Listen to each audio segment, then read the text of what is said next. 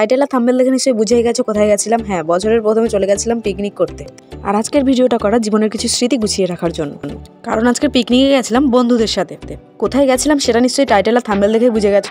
তাই দেরি না করে ঝটপট রেডি হয়ে গেলাম, আর কাদের সাথে গেলাম, কিভাবে গেলাম এবং সেখানে গিয়ে কি করলাম সবটাই তোমাদের সাথে শেয়ার করবো। তো চলো বেরিয়ে তোমাদের সাথে দেখা হচ্ছে। তারপর বেরিয়ে মেন রোডে চলে গেলাম, আর পেছনে যেটা দেখতে পাচ্ছ ওটা আমার পুরনো স্কুল। বলতে বলতে আমার বান্ধবীও চলে এসেছিল যে আমার সাথে যাবে। যেহেতু অনেকক্ষণ বসেছিলাম তাই সবাইকে ফোন করছিল যে গাড়ি কখন আসবে। তারপর বলতে বলতে গাড়িও চলে এসেছিল, কিন্তু জীবনে ফার্স্ট টাইম এইরকম গাড়িতে উঠেছিল। ছোটবেলা থেকে দেখে আসতাম আমার বাড়ির কাছে যখন কেউ পিকনিক করতে যেত তখন এরকম গাড়ি নিয়ে যেত, কিংবা বকখালিও যারা যেত তারা এরকম গাড়ি নিয়ে যেত। দেখার পরে ভাবতাম যে দাঁড়িয়ে দাঁড়িয়ে যায় হয়তো পড়ে যেতে পারে বা পড়ে যায় না ওরা, কিন্তু জীবনে যে আমারও এরকম এক্সপিরিয়েন্স হবে আমি জীবনে ভাবিনি। কিন্তু এক্সপিরিয়েন্সটা খুব একটা খারাপ ছিল না। তারপরে বসে বসে মোটামুটি দাঁড়িয়ে তো আমার পা যন্ত্রণা খুবই করছিল। তারপর বসে পড়লাম, বসে বসে একটু সবাই মিলে গানে নেচেও নিলাম। কি অবাক হয়ে গেলেন? না না, অবাক হওয়ার কিছু নেই। এটা আসলে আনন্দ করার জন্য এই গান চালিয়ে নাচছিল, না হলে পিকনিকে এইসব গানে কে নাচে? আর আমাদের মধ্যে কাউকে দেখে মনে হবে মাতাল, কেউ তার কাটা, আর কেউ ফুল পাগল। আর এদেরকে দেখে তোমাদের কি মনে হচ্ছে সেটাও জানিও। আসলে সবাই এক গানে নেচে নেচে বোরিং হয়ে যাচ্ছিল, তাই সবাইকে এন্টারটেইন করার জন্যই এরকম গানে নাচছিল। আসলে প্রত্যেক টিমের মধ্যেই একজন থাকে যে সবাইকে হাসি খুশিতে রাখতে ভালোবাসে। আমরা একা কেন মজা নেবো? চলো তোমরাও আমাদের সাথে একটু মজা নিয়ে নাও।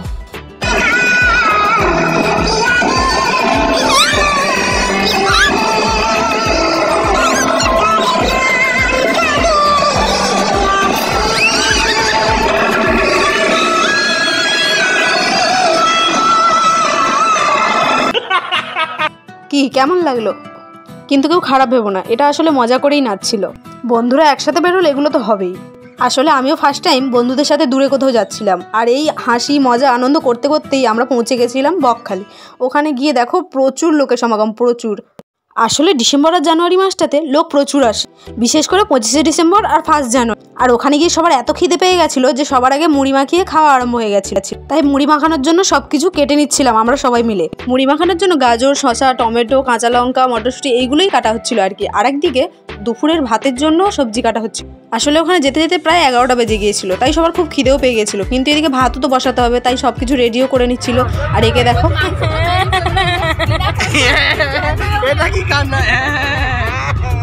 কি, ওকে দেখে মনে হচ্ছে তো যে ওকে কেউ মেরেছে, কিন্তু না, ওর ভাগ্যে পড়েছিল পেঁয়াজ কাটার দায়িত্ব, তাই ওর ওই অবস্থা। বিয়ের কান্না কেঁদে ফেলো তাই পেঁয়াজ কাটতে কাটতে।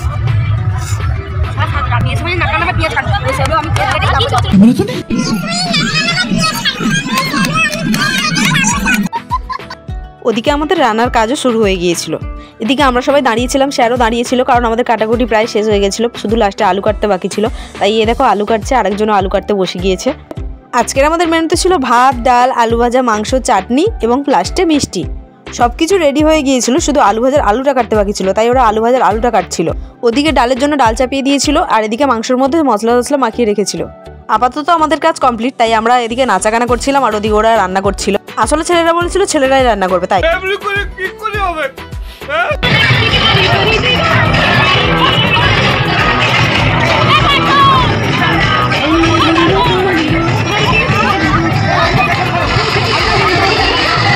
এদিকে সবাই নাচছিল আর ওদিকে ডাল রান্না প্রায় কমপ্লিট হয়ে গিয়েছিল।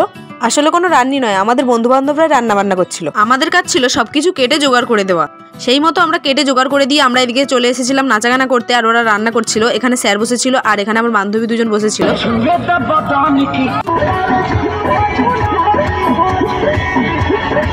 আমরা প্রায় 16-17 জনের মতো গেছিলাম, যার মধ্যে আমাদের মেয়েরা ছিলাম প্রায় 10-11 জনের মতো। আর সব বন্ধু বান্ধবীরা একসাথে হওয়া মানে কি হয় সেটা তো বোঝাই যাচ্ছে। পড়াশোনার জায়গায় পড়াশোনা আর আনন্দের জায়গায় আনন্দ, তাই স্যারও আমাদের সাথে অনেক মজা করেছিল। এদিকে রান্না প্রায় শেষের পথে ছিল, তাই আমরা কয়েকজন মিলে একটু নদীর ধারে এসেছিলাম। তবে নদীতে নামিনি, একটু মেলা ঘুরে ওখানে চলে গিয়েছিলাম। রোডের দিকে অতটা লোক ছিল না, কিন্তু নদীর ধারে প্রচুর ভিড় ছিল, তাই ওখান থেকে চলে এসেছিলাম। আর ওখান থেকে এসে দেখলাম রান্না প্রায় কমপ্লিট, আর অনেকটা বেলাও হয়ে গেছিল, তাই সবার খিদেও পেয়ে গেছিল। তারপর হঠাৎ করে কাজ করতে করতে পেছন ঘুরে দেখি না আমার বান্ধবী সেটাকেও ভিডিও করতে ছাড়েনি। আমি মাথায় সানগ্লাস পরে কাজ করছিলাম, তাই সবাই হাসছিল। আসলে সবার এতটা খিদে পেয়ে গেছিল যে ভাতটা তাড়াতাড়ি নামানোর জন্য আমি তাড়াতাড়ি ধুয়ে দিচ্ছিলাম। তারপরে তো সবার খাওয়াও হয়ে গেছিল। একদম লাস্টে আমরা কয়েকজন বসেছিলাম যারা রান্না করছিল, আর আমার কয়েকজন বান্ধবীরা। আর খেতে খেতে অনেকটা বেলা হয়ে গিয়েছিল। আচ্ছা বলো তো, তোমার বন্ধু বান্ধবদের মধ্যে এই জিনিসটা কি হয়? কারোর কোনো জিনিস খেতে ভালো লাগলে ওটা যদি অন্য কোনো বন্ধুর পাতে থাকে ওটা নিয়ে খেয়ে নেওয়া। আর এই একই জিনিসটা আমার সাথেও ঘটেছিল। কেন বললাম সেটা তোমরা দেখে নাও।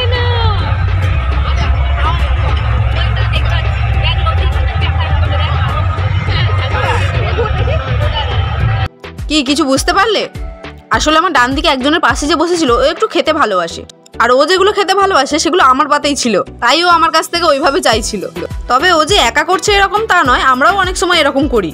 তারপরে অনেক গল্প আড্ডা করে খাওয়া দাওয়া শেষ করে সবকিছু গুছিয়ে নিয়ে নদীর ধারে একটু ঘুরতেও গেছিলাম। খেয়ে দিয়ে গুছিয়ে উঠতে প্রায় 4টে থেকে 4:30 বেজে গিয়েছিল। তারপরে নদীর ধারে গিয়েছিলাম আর আমরা সবাই মিলে হেঁটে হেঁটে যাচ্ছিলাম নদীর ধারে। আর যেহেতু ভাটা পড়ে গিয়েছিল, জলটা অনেক দূর চলে গিয়েছিল, তাই হেঁটে হেঁটে অনেকটা দূর যেতে হচ্ছিল। পেছনে দেখে নিশ্চয়ই বুঝতেই পারছো কতটা দূর। আর নদীর ধারে তো প্রচুর লোক ছিল। যেহেতু একটু সন্ধে হয়ে গিয়েছিল তাই অনেক লোক বাড়িও চলে যাচ্ছিল, আর আমরা একটু ঘুরেই বাড়ি চলে যাব। যেহেতু সূর্য ডোবার সময়ই আমরা ওখানে গেছিলাম, তাই দেখো ভিউটা কত সুন্দর। আর সামনে আমাদের ম্যাম যাচ্ছিল আর আমার এই 2 বান্ধবী। স্যারের ছেলে, স্যার এবং ম্যাম আমাদের সাথেই ছিল। এই যে দেখো, এটা আমাদের স্যারের ছেলে। কতটা কিউট, তাই না?